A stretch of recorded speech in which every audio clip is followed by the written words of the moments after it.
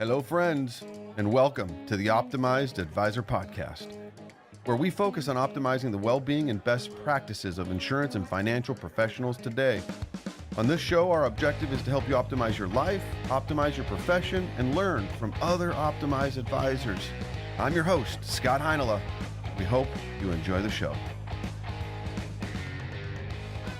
Dr. Naomi Win, welcome to the Optimized Advisor Podcast. We thank you for tuning in today. It's a true pleasure.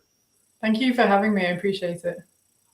You and I were introduced through a good friend and advisor of ours, Bart Zandbergen of the Zandbergen Group. He and I have known each other for well beyond a decade. We do business together. We do life together. He's a great friend. He was fortunate enough to have you on as well, where he met you at a conference.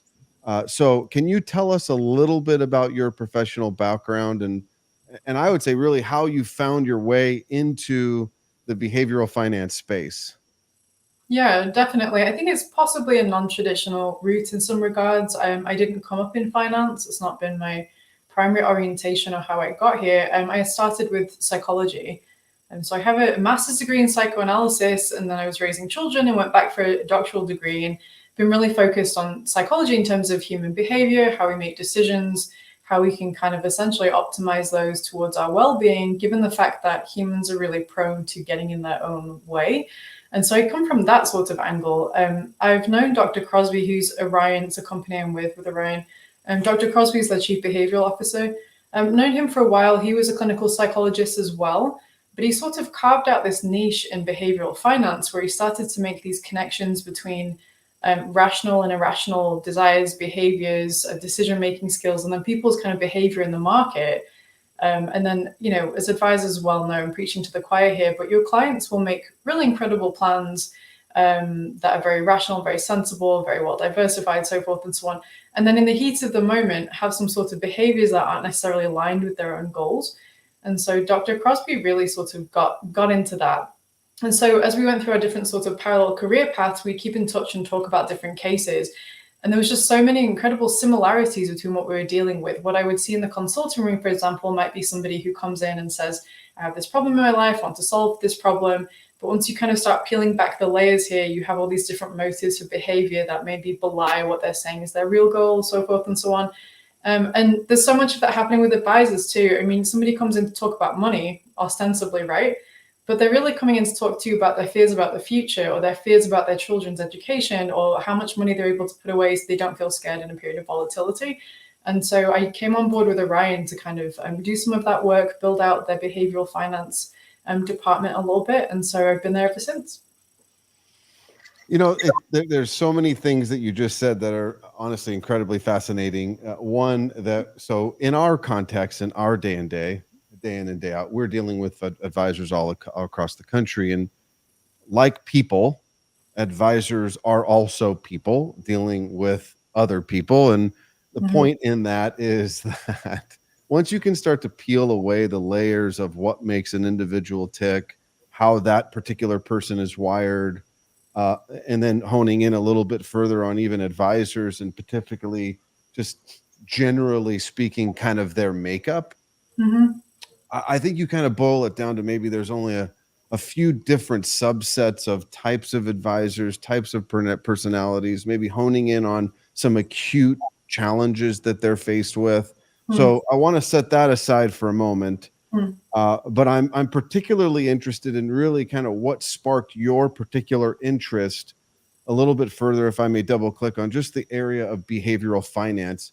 Yeah. Maybe you can help enlighten this a little bit more. So like, let's just say 10 years ago or so, I feel like behavioral finance was this term that was loosely coined and loosely thrown around. There wasn't really a lot of language or copy that was written or studies that had been done at the time. Unless you contradict that, please do. But now we're starting to get definitely more front and center with it all. So if you could just expand a little bit more on that before we go further. Yeah. So you're asking kind of how does it become such a focal point for the advisory practice industry at the moment? Is that sort of Definitely. But and also for you in the professional sense, like what really motivated you to say, you know what, I want to sink my teeth into this? Yeah. Okay. Yeah. Good question. A couple of ways to answer it. I think for one, working in private practice, working in the public education system, there's always these limitations you run into. Somebody comes into your office and you can work in that space with them. If they're a child, for example, you can work on a couple different skills, tool sets for kind of coping with anxiety, depression, things like that. But they leave your office and they go back to a life where, for example, if you have a child at school, there's no food on the table. Their parents need to pay rent. So their parent has very minimal amount of kind of emotional resources or bandwidth to even be a parent. And so now you've got a child that's experiencing psychological distress that can essentially be boiled down to this inability of their parent to provide materially. And so a lot of the time when I talk to Dr. Crosby about this, we talk about the idea that money touches everything. And while I don't think that there's any one single entry point that will solve for the multifaceted issues that humans experience, there is a material underpinning to existence that is vital to have in place if you want to address those higher level concerns.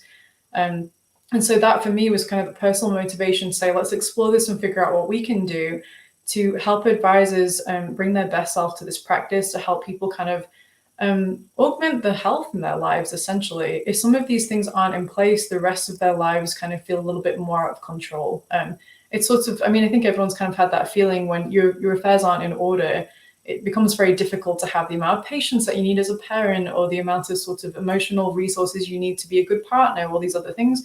So I think that's kind of my personal entry point on that, if that, does that answer your question? Yeah, absolutely. I mean, to your point, it's like so many ill effects and unintended consequences can arise from not having your financial well-being in place, along with your which then stem into and fall into personal and just your emotional health and wellness overall. So, all right, I'm going to ask a bunch of questions here. I want to break this down into a few different categories of personal interest, and I think also for audience, the dynamics of ego in financial planning.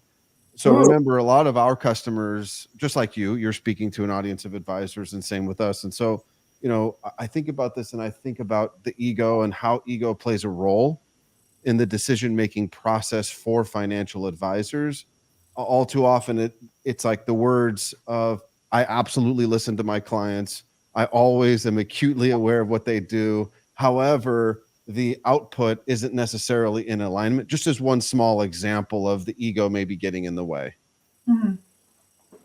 Yeah, it's an interesting question. Yeah. And so my question, I guess, is, what impact does an advisor's ego or could have on, the client relationship as it relates to portfolio management and investing in general? I think when we think about ego, one of the reasons that we get sort of stuck in kind of protecting that, and a lot of our behaviors can revolve around maintaining that, has to do with fear of change. When we think about the best kinds of relationships that we have in our lives, the reason why we identify those as the strongest, most reliable, the most trustworthy will often be because they can handle feedback.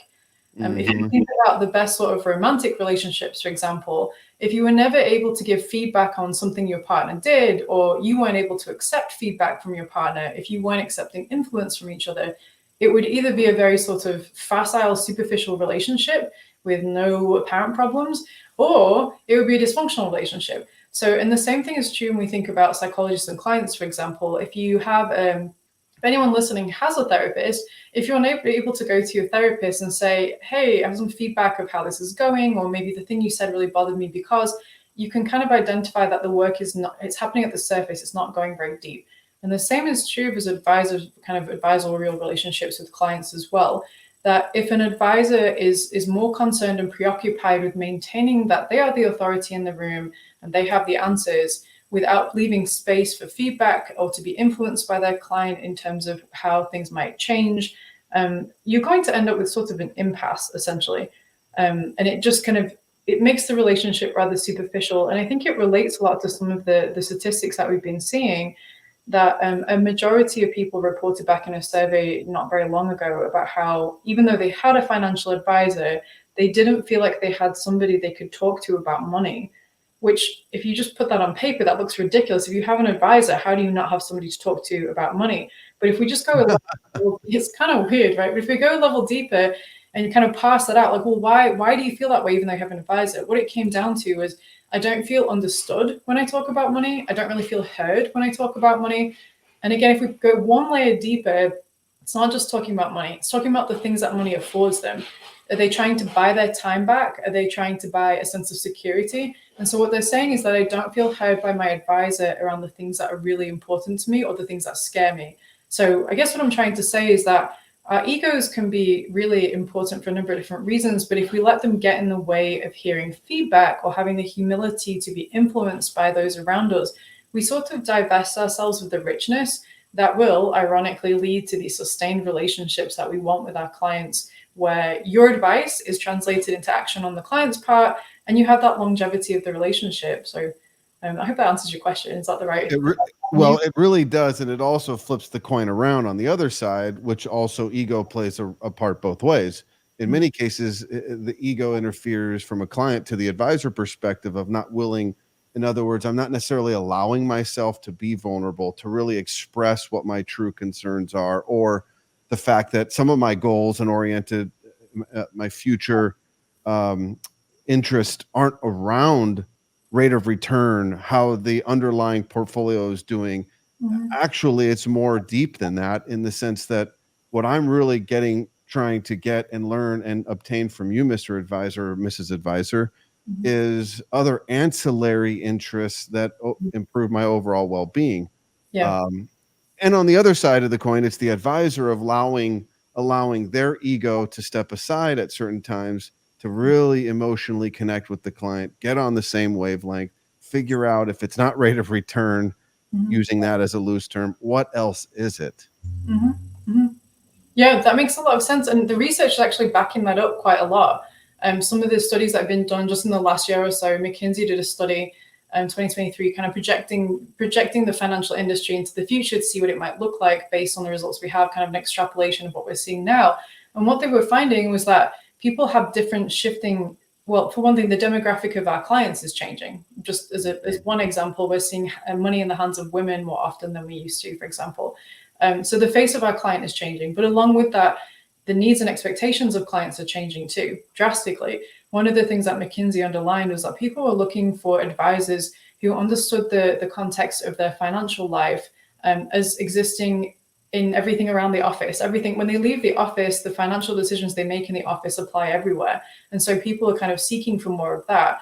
It kind of goes hand in hand with the study that Bain did too, which you might be familiar with Maslow's hierarchy. Everybody loves the pyramid kind of idea. You know, you meet these needs and you kind of escalate up there towards self-actualization. Well, Bain did a version of that in terms of value. What do clients, consumers, what do they really value in a service? They did this over a bunch of different industries. And what they found was that once you've hit that level of basic competency in your job, clients are looking, you're going to keep your client and get more value by kind of climbing this pyramid. And the thing that ended up being closer towards the top, they're all soft skills. Once you've hit those basic competencies and you're proficient in your career, like you're an advisor, you're providing good services, you're able to kind of, allocate appropriately, diversify, tax optimize. Once you've hit those kinds of baselines, everything else that added value after that and translated to value is a soft skill. It's behavioral coaching. Merrill Lynch saw the same thing. Schwab saw the same thing. It adds literal value to be able to master these skills where you're responsive to someone's emotional state. That kind of, the emotional state that drives their behaviors, if that makes sense. It makes great sense. That's fantastic input. Okay, so moving on, diving a little bit deeper, recognizing and discussing uncertainty. I know that's a big part of your research, your presentations, and topics of focus. I can't think of a more pressing time where consumers have been as uncertain with just everything going on, the global situation going on. We're in an election year here in the United States. Interest rates, just a lot of questions unknown and vulnerability.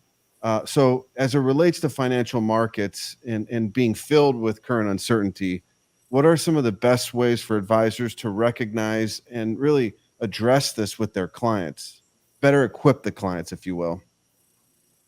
Yeah, no, that's a really good question. It is really salient, and something you mentioned too, how we have an election in America. I think, if I'm not mistaken, in 2024 there was 64 head of state elections, so it's worldwide. That's a huge amount of change across the planet, and I think that's there are a lot of questions that are leading to people feeling like maybe we don't know what's coming next. There are a couple different things that I would suggest. I mean, the first is for an advisor to be able to evaluate their relationship to uncertainty first. So before we get into how can an advisor coach a client through uncertainty, if we just take a step further back from that and say, how is the advisor managing their own relationship to uncertainty? That would actually be where I would start. Because if an advisor is kind of on the back foot and they're also uncomfortable with uncertainty, you can bet that's going to show up in the consulting room or the advisory kind of practice, and it's going to translate to the client. And if your goal is to help your client feel safe or acclimatized to uncertainty, it's certainly not going to be fruitful if you as an advisor are really uncomfortable with the whole conversation. That's going to come through. So I think I would start with the advisor. What I would think. You mean I got to look inward before I can actually go external? What an idea! I know. You know, I always love a theory where it shows up in different fields, but it's the same theory. To me, that's always a marker that maybe we're onto something. And this shows up everywhere. When we think about neuroscience, there's a psychologist, or maybe it's a psychiatrist called Dr. Bruce Perry. And when he's working with children with trauma, he talks about this 3R model where you can't just rush in with, okay, your behavior is not okay, let's reason it out. You have to start with this kind of ability to regulate their nervous system first, and then you relate to them with empathy, and then you move into the reasoning mode. And that same theory shows up in so many different spaces and so many different fields and industries. And ours is no exception. I feel like the advisor has to look inwards. They have to regulate themselves before they can relate to their client, before they can pursue reason. So it's so tempting as an advisor to feel like, let's just go in at the basis of reason. My client's feeling uncertain. Let me just tell them how it is. And we've just got to get through this. Like that's not going to be effective. If we want to provide that top tier of that pyramid of value, we have to use all these other soft skills. So yeah, first thing I think I would do is recommend that the advisors regulate themselves and assess their kind of ability to handle uncertainty. And there's a couple of psychological models we can speak to about that I find kind of interesting, if you don't mind me kind of expounding on that a little bit. I would love that. Let's double click. Okay, let's double click on that. One of the models is quite literally called like Intolerance of Uncertainty, which I think is an apt title. But they passed out that people's reactions to uncertainty generally fall in one of 4 different categories. And they're all emotional. We have these emotional reactions of sort of agitation. That's one. So we feel uncertain about, where the market's going or something, and we feel distressed by that. So we feel a sense of agitation. Or perhaps we have complete denial. And I'm sure advisors listening to this, if you think about your clients, you'll be able to kind of put your clients in these categories. You'll have a client who, when they're worried about some sort of turbulence in the market, they feel agitated. And so they're emailing you, they're calling you, they're like, what's going on? There's an agitation happening. Or you might have a client who goes into kind of denial mode, which is, it's fine, it's not happening, don't worry about it. Or they paper over with confidence about certain things. Or maybe they have a sort of paralysis around it. So they're frozen. You need them to make a decision about something and sign off on something, and they're just frozen. They just absolutely can't do it. It's too scary for them. And we're kind of in these particular different areas of responses to uncertainty. We can find ourselves as well. We'll fall into one of those categories. Somebody might be more anxious. They may respond to uncertainty with that paralysis or denial. Or we might be one of those people who sees uncertainty as opportunity and is excited, because if something's not certain, then it means we haven't foreclosed any opportunities of what it could be. And for some people, that's quite an exciting proposal. And so just kind of analyzing where an advisor is, where you fall on that spectrum. Another way of phrasing that might be, when you experience uncertainty and you feel concerned or worried, how useful is that worry? Is it a kind of worry that drives you towards action and making decision, or is it a worry that puts you into the paralysis of rumination or the denial of the other facets we talked about? So I think knowing your baseline as an advisor is really important. So maybe think back to a time when you felt uncertain and kind of look at your own kind of orientation towards that there. And then that would be the first step. Yeah, I don't know if that's... So are some of those behaviors innate in us, or are they learned in terms of how we respond to those stresses? I definitely think it's a combination of the two, and everyone will have their own sort of unique permutation of that. Something that Freud said that I think about a lot is the idea, since we're talking about ego, that the ego is not the master of its own house. And by that, he meant that we have this idea of who we are that we sort of cling to, we kind of build our identity around, like, this is who we are, this is how I show up. But when push comes to shove, we sometimes behave in ways that don't really align with this concept of ourself. And the idea, obviously, from this area of psychology is that's because there's unconscious processes happening. But even if we were to step outside of that particular model, we'd have to acknowledge that we don't always behave in optimal ways. So even if it's not some kind of deep psychological unconscious motivation happening, it might be just as simple as we've never been in a situation before. So we think we know how we're going to react, but when it happens, we surprise ourselves. We actually react in a different way.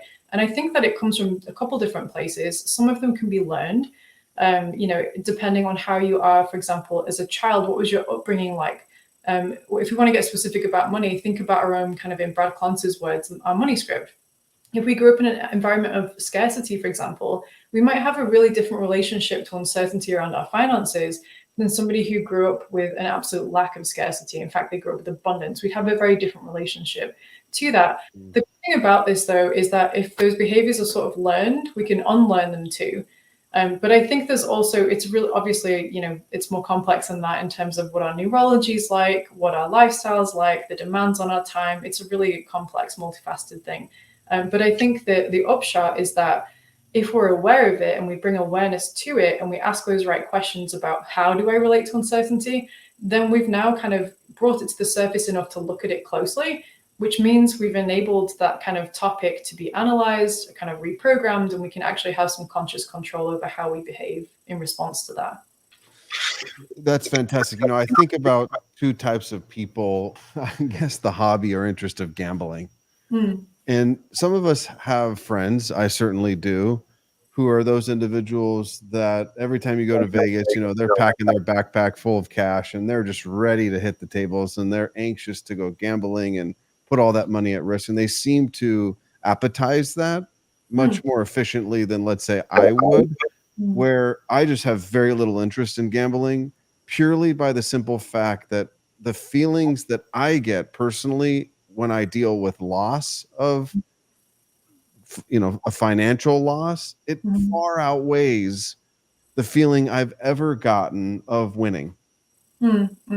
And I think people and obviously advisors deal with that as well. I just wonder if, that also correlates into an individual's behavior relative to how they invest. I think so. Yeah, absolutely. I mean, I think there's kind of an element of the psychological features around how we respond to uncertainty, which is, I think, why there's so much focus on behavioral finance at the moment, because we're recognizing that the neurology, the psychology, kind of our psychic structures show up in this area. And I think traditionally we've been trying to parse this out as risk assessment. So we've been sort of looking at risk tolerance, for example, like how old are you? What's in your portfolio? How much risk can you handle? We've looked at it in those very cut and dry terms, but there's kind of another facet to it that at Orion, the language that they use around it is this anxiety adjusted returns. So the example I like to think about is, I don't know if you've had this experience before. If you've been on an escalator and the handrail's moving at a different pace than your feet, it's just this bizarre process where you sort of like, something's off, like there's a gap here. Yep.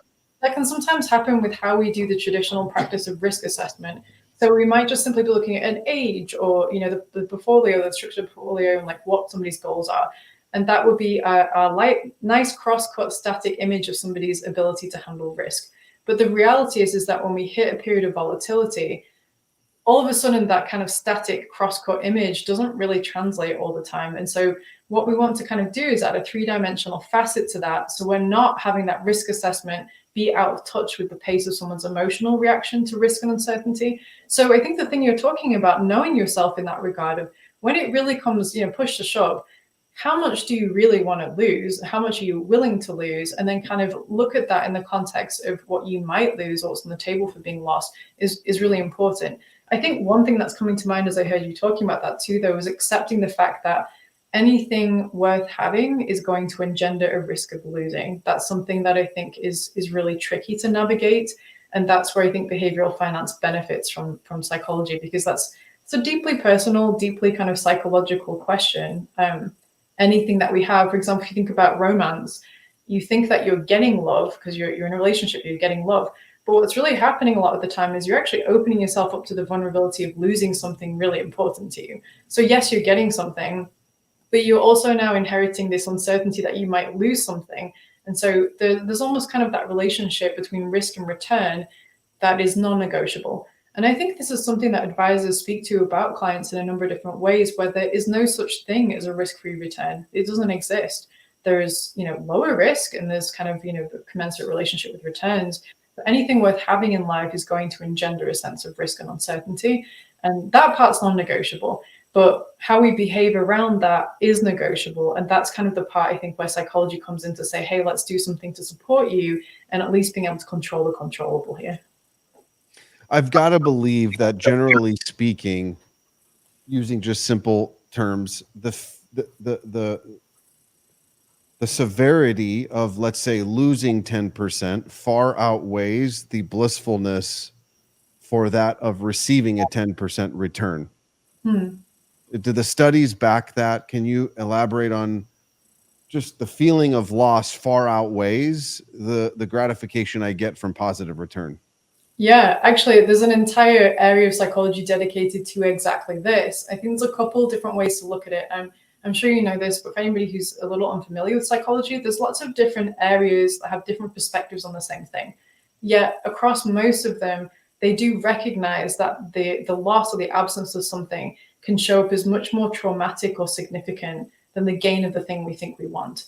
And this shows up in a range of different ways. In fact, there was actually just a study that was released today, and I can't remember the exact title, but it just came out today, about how when you, if you think positively about something, you think you're going to get something and you don't get it, then your mind frame is kind of altered in a way that the disappointment is about yay high.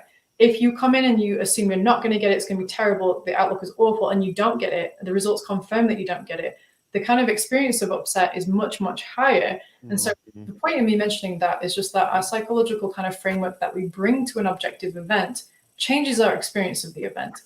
And I think what you're talking about here too has to do with loss aversion and prospect theory, which is a kind of cognitive angle of psychology. And it has been backed up multiple times across a range of different circumstances where this sense of loss that we have is so much greater than the ability to have joy around the commensurate gain. So if you lose $10, well, let's say you lose $1,000, the feeling that you have, that level of sadness or the level of grief or whatever it is that you're experiencing there is going to be much more severe than the amount of joy you get if you gained by the exact same amount. That is absolutely a feature of our psychology, which is in some ways it's meant to be protective. It's meant to, if you think about it evolutionarily speaking, or in terms of our biology, this fear of loss could essentially help us kind of navigate less risky pathways so we avoid loss. That would be the overarching idea, right? But I think when we think about that ancient brain and we bring it into modernity, that brain can work against us a little bit because it can make us too risk averse to certain things, for example. And that's something that we also have to kind of cope for as well. Absolutely. Okay. So in that context, I start thinking about fear versus greed and just emotional navigation and the advisor's role in that relationship between themselves and their customer, the investor. What role does emotional intelligence play really in helping an advisor guide their clients through times of market volatility and uncertainty? Are there specific things, best practices that you can enlighten an advisor being aware, or steps they can take to help with this? Yeah, definitely. It's a good question. I like it. I think, again, going back to that idea of regulating yourself first becomes very important. So, I mean, one thing before we even get anywhere near a client that's experiencing anything like this, check in with yourself. The idea here is that if you take an elementary school teacher, for example, let's take a kindergarten teacher. This kindergarten teacher has been subsisting on Cheetos for a week. They've had no sleep. They got broken up with by text on their way into school that morning. Now, put that classroom with kindergartners, that is not a teacher who's going to have endless patience. That is not a teacher who is in a prime position to manage all these little people's emotional worlds being off kilter, because their emotional world's off kilter. Now, does that mean that an advisor has to be in an absolutely perfect Zen state before they see a client? Absolutely not. But they do have to have taken steps to check in to know where they are so they can account for it and they can kind of make up for that in the office. So if, for example, you have an advisor who's experiencing a lot of uncertainty, there are a couple of things that they might want to do for themselves and then teach their client how to do those same things. So some of the things that I would recommend are a little more actionable. One thing is drawn from, it's actually an artist, Georgia O'Keeffe used this. If you think about somebody whose their employment is in the art world, that's a career that's not historically been massively stable. You might make it really big, but you also might spend your life in abject poverty. It's a difficult field to kind of, it has a lot of ups and downs, essentially. It's a little bit unpredictable. So in that industry where it's kind of unpredictable, artists have sometimes done things, they've engendered uncertainty imbalances into their routine. For example, Georgia O'Keeffe would have the same breakfast every morning, waking up at the same time, same breakfast. It's something that she could control and she could have be the same every day. And it sort of offsets the things that might happen in the day that you can't see coming. And it sounds a little bit silly or oversimplistic, perhaps. But if you look in your life at places where you can kind of insert those uncertainty balances for yourself, for example, if you know that you experience stress and anxiety, or you're struggling with depression or something, maybe making sure that you do that exercise, you take that morning walk every single morning, just as an uncertainty balancer, that could show up, to be beneficial for you in your practice. Another thing would be to focus on your orientation style. So you want to shift your orientation from kind of a control-seeking orientation towards more of a goal-seeking orientation. And the reason why I say that is because a lot of our energy can be really frittered away in just very, pointless forms if we're continually trying to control everything around us. It's a really natural thing to do. And I would encourage advisors that if they see their clients doing it, trying to grasp the straws for control, the first thing you're going to want to do there is normalize that behavior. Recognize that that's a very normal human response. They're not nuts for trying to do that. They're not irrational. They're not crazy. Makes total sense. When things feel out of control, we start trying to get everything back under control, even if that process is futile. It's just how humans are. We like to have things under control. We don't like uncertainty. If you think about, the studies, for example, with people having their flights delayed, we respond much better if our flight is delayed and they tell me, oh, it's because of the weather and your next flight will be in 2 hours. I now feel a little bit calmer than if I don't have a clue, even if that prediction turns out to be totally wrong. That they may move my time again for my flight, but just having that information for the interim period feels really good. And so having advisors recognize that we naturally seek control, we naturally seek to avoid uncertainty, so they can normalize their client's emotional reaction, that would be a good start. And then doing that for themselves too, obviously. But that shift between that seeking control into a goal orientation, that's really where the locomotion can start to happen there. So if we're able to move a client from obsessing over controlling everything to feel safe to focusing on the things you can control, which is that goal orientation, they can take all of that drive, all of that energy, and they can do something with it. They can kind of keep those actions in play that help them feel better, but they're now directed towards something they can actually have outcome over. So I guess one way of putting this is if you look at somebody's kind of portfolio, we want to see, clients feel really happy when they see the line going up, right? But the reality is the line is a little bit all over the place. If we focus on our behavior, we focus on our goals, we focus on what is in our control, our budget, for example, how we're spending and things like that. That is an arrow that we can actually make go up. We have full control over that. That is an arrow that we can 100% be sure of, that if we stay disciplined, we stay rooted in our goals, we do have full control over being able to kind of have that upward trend for ourselves in some areas. And so I think having advisors focus on that for themselves and then help clients kind of make that shift is one way that we can see that happen at least. I really appreciate those insights. I take away what you're talking about, focusing on a goal-oriented approach versus control. That definitely. The other thing I take away, what you touched on, was consistency, having a routine, because the more I do something in routine or in consistent fashion, the more comfortable I will be. The other element I would suggest is people are fear less of what they understand. And so I start thinking about knowledge, and having that advisor really make sure that the clients have the proper knowledge in a given area and how the portfolio is investing, what they really truly understand. Because at the end of the day, let's face it, what may seem like vanilla ice cream and simple to us as the advisor may not be at all vanilla ice cream to the client. So let's not cast those assumptions. Yeah. Okay, so go ahead.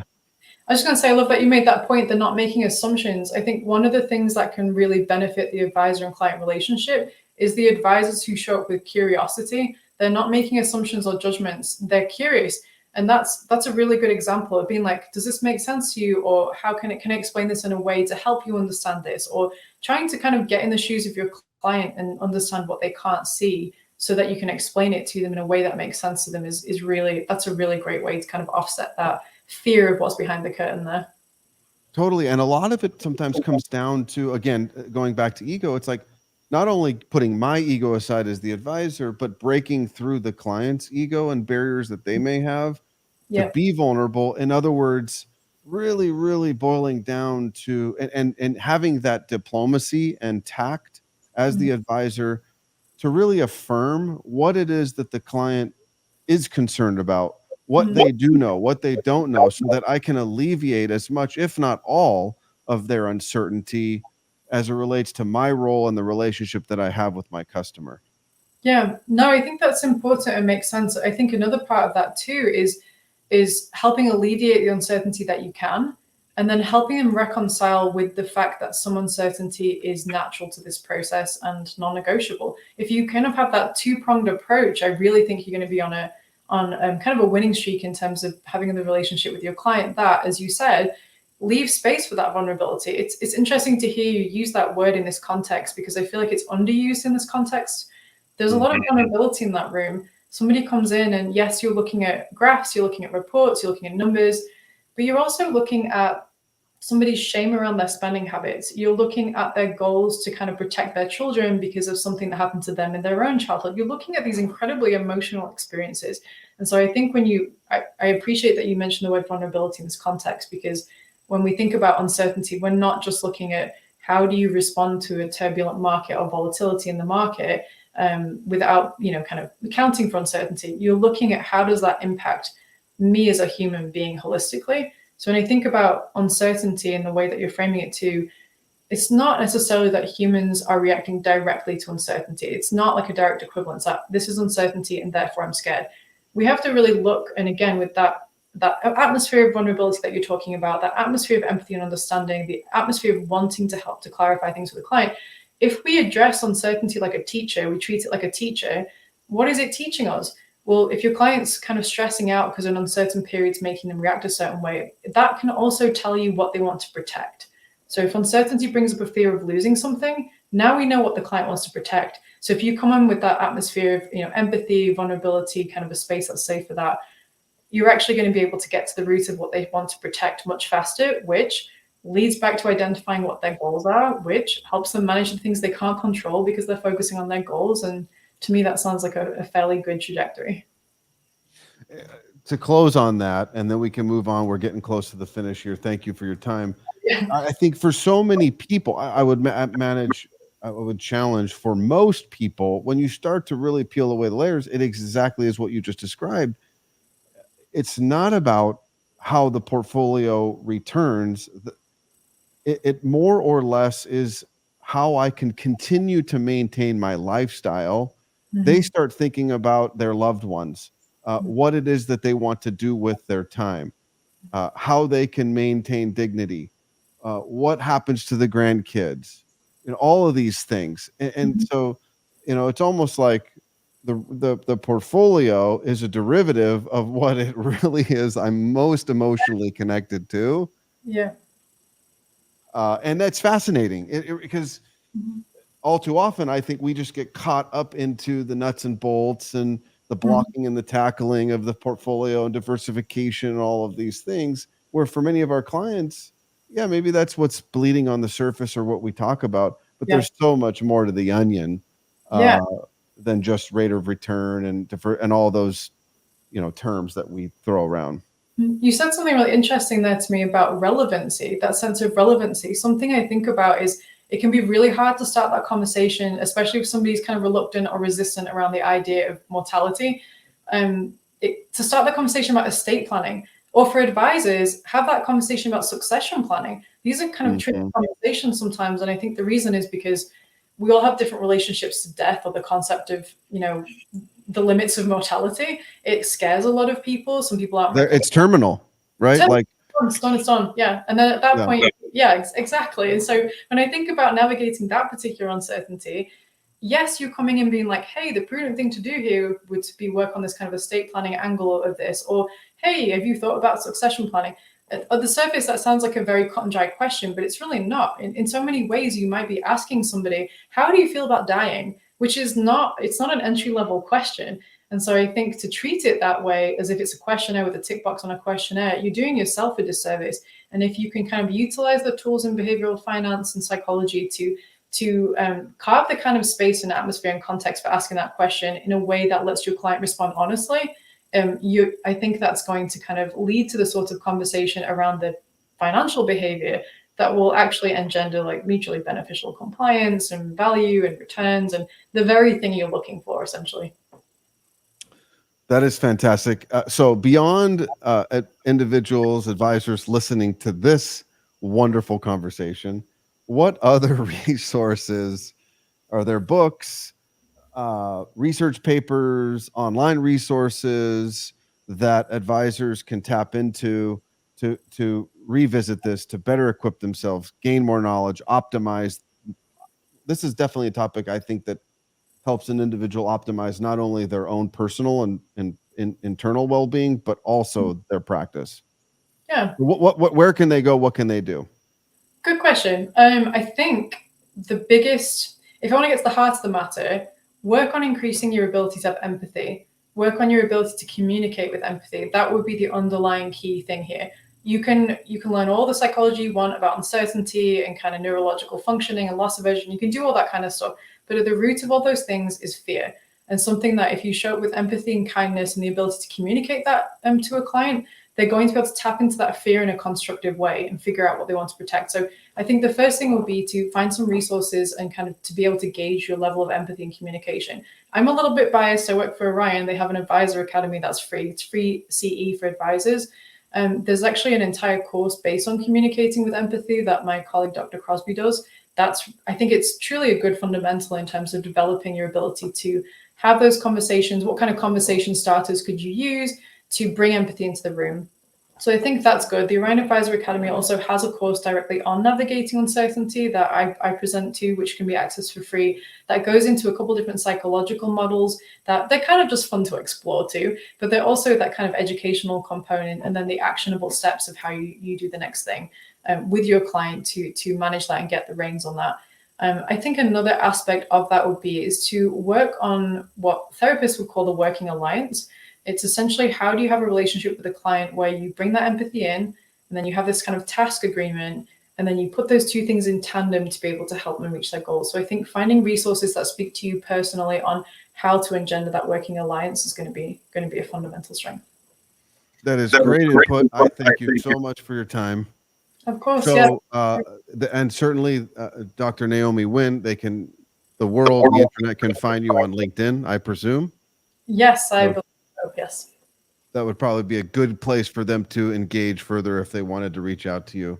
Yes, and that's to admit, I'm working on trying to be active on LinkedIn. I'm not a massive fan of any sort of social media, but if you send me a message, I will respond to that directly, even if I'm not super active elsewhere. So that's a ditto, just as a disclaimer. So I appreciate the company. Yep. Yeah. It's an uncomfortable space for people who aren't super excited about being extroverted. 110% agree. Yeah. And that's okay. Sincerely, I appreciate your time. This was incredibly insightful and enlightening. And we will definitely be in touch. Thank you to all of our listeners who tuned in for this. Till next time, cheers. Thank you. Thank you for tuning in to today's episode. Please subscribe, like, share, leave a comment or review. Be sure to check us out on social media at Optimized Advisor Podcast. Till next time.